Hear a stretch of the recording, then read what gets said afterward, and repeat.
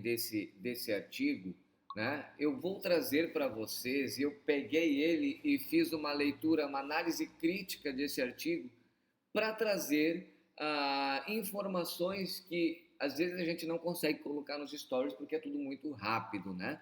Mas olha só, esse artigo aqui, pessoal, ele foi publicado recentemente, tá? Nessa revista Open Access Rheumatology, tá? Com um fator de impacto 0,654 e um percentil Q3. Mas é uma revista que está em crescimento, então esse percentil aqui deverá mudar nos próximos anos. Essa referência de percentil e de fator de impacto é o que saiu, a última que saiu em 2023. Então vamos lá, pessoal. O resumo dele como um todo, o abstract dele como um todo, ele é um abstract adequado. Todavia, eles poderiam, na minha opinião, melhorar aqui a discussão, tá? Deixar mais atrativa a discussão dentro desse cenário, para que quando a gente tem o primeiro impacto na leitura, a gente consiga entender um pouco melhor o artigo, pelo menos o desfecho final dele. Não está ruim o resumo dele, mas podia estar melhor. Mas aqui eles trazem já uma informação bem importante, ó, onde eles falam que a proloterapia versus a dextrose hipertônica, né, tiveram alívios significativos na dor, em ambas. Todavia, o grupo com ácido hialurônico teve um melhor desfecho, tá? Então, isso eles trazem já aqui. Para quem faz leitura dinâmica, é importante um resumo bem especificado, porque é dentro desse resumo que a gente vai buscar informações lá na metodologia. Para quem lê artigo, a metodologia e a discussão dos resultados, e os resultados são as partes mais fundamentais dentro desse processo. Então, fica a dica aí para um resumo. A introdução tá boa, né? Ele fala aí sobre as outras possibilidades de ácido hialurônico, né? Sobre tratamento farmacológico, não farmacológico, inibidores de COX, né? Seletivos, não seletivos. Então tá uma discussão boa dentro desse cenário, certo? Aqui nos materiais e métodos, bem, aqui é que a gente vai começar a discussão um pouco maior.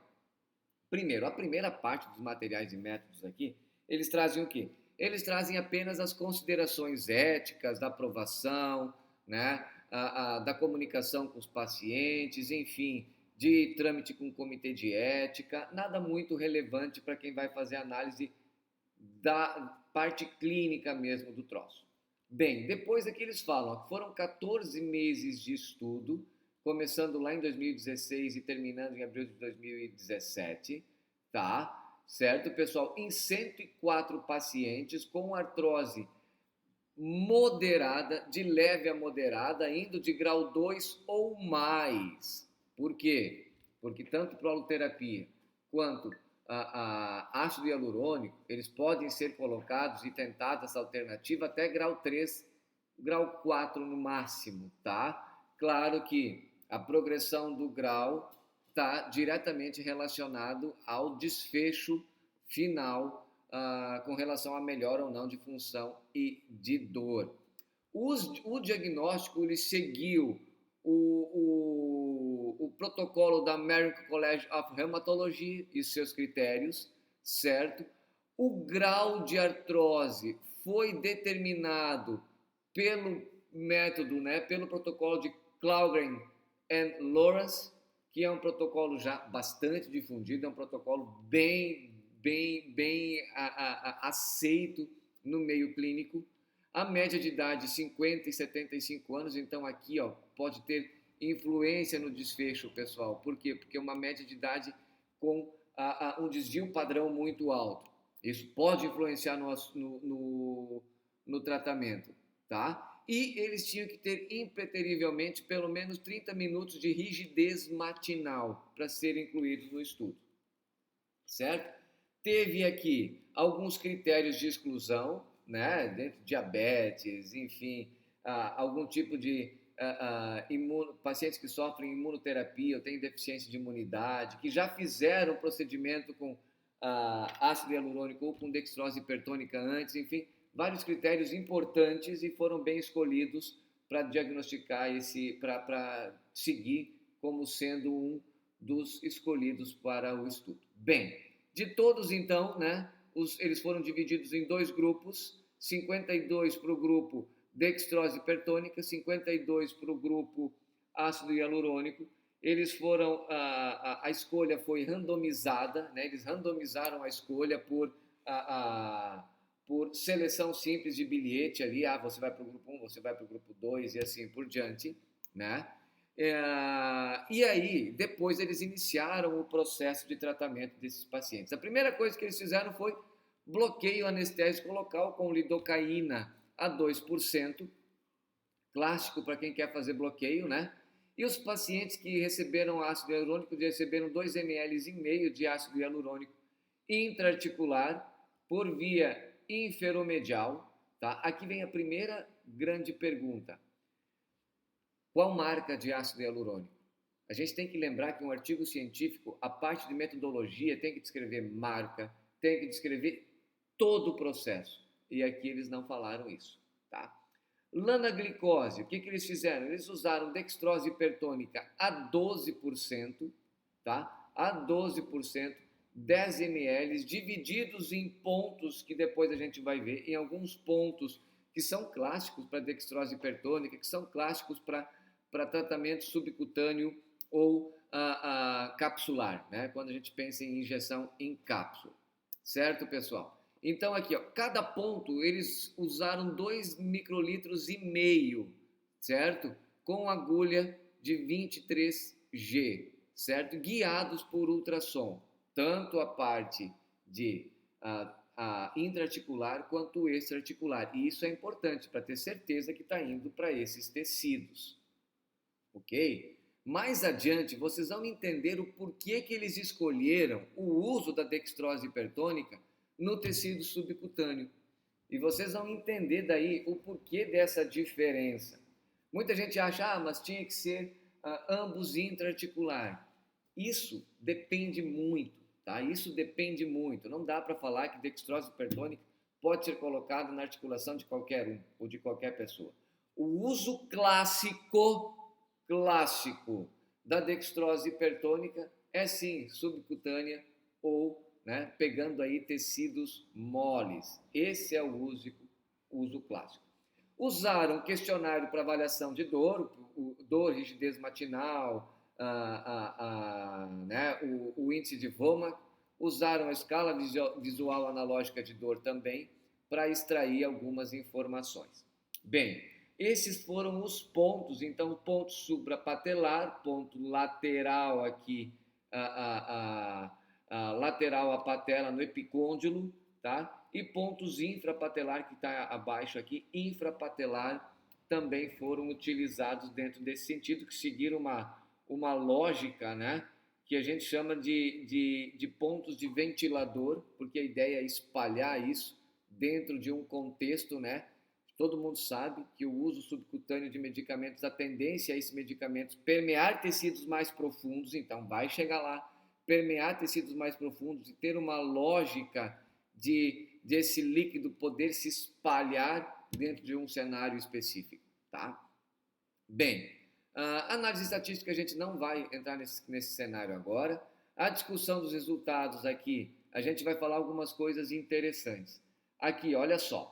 No primeiro parágrafo, onde ele vai explicar na discussão o porquê da proloterapia clássica não ser um método intraarticular, certo?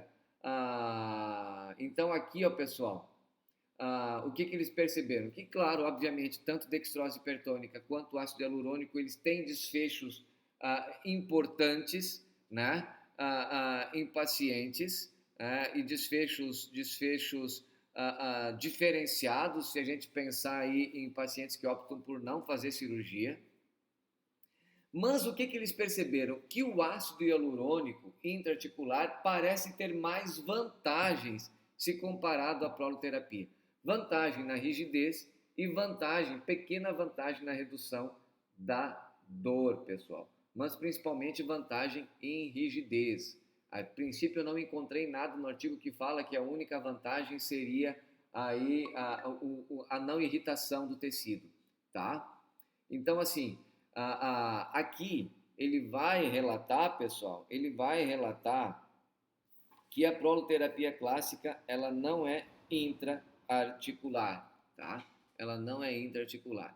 Então aqui, o que eles conseguiram perceber, pessoal, né? O que eles conseguiram perceber?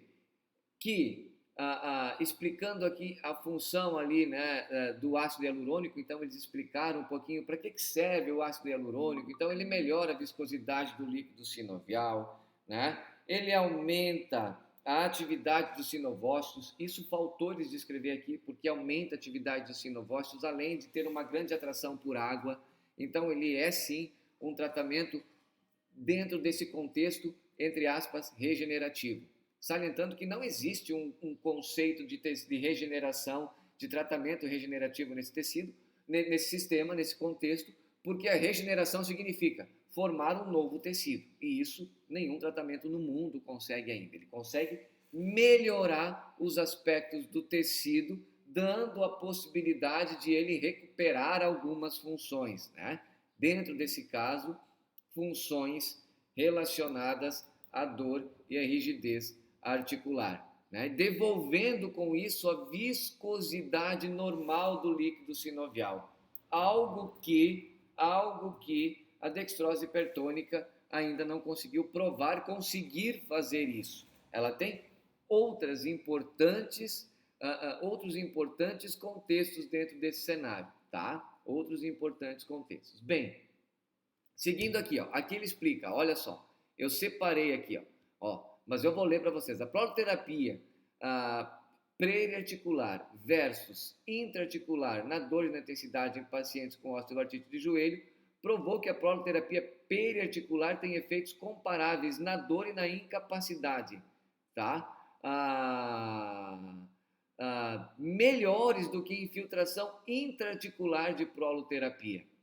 Agora vocês conseguem entender que o mecanismo de proloterapia periarticular, segundo o que fala esse artigo, segundo o que referencia, né? Essa referência aqui, ó, de Rezazoltani, ele fala que a proloterapia periarticular é mais eficaz no que diz respeito à dor e à incapacidade do que a proloterapia intraarticular, certo? Então, não sou, mais uma vez, não sou eu que estou falando isso. Está aqui, está no artigo, é só ler. Está lá na página 272. Depois eu mando o artigo para quem quiser, tá? Então, isso aqui, pessoal, essa referência explica a escolha na metodologia, certo? Explica a escolha na metodologia.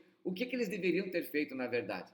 Trazer essa referência aqui. Opa, eu escolhi fazer periarticular por conta disso aqui.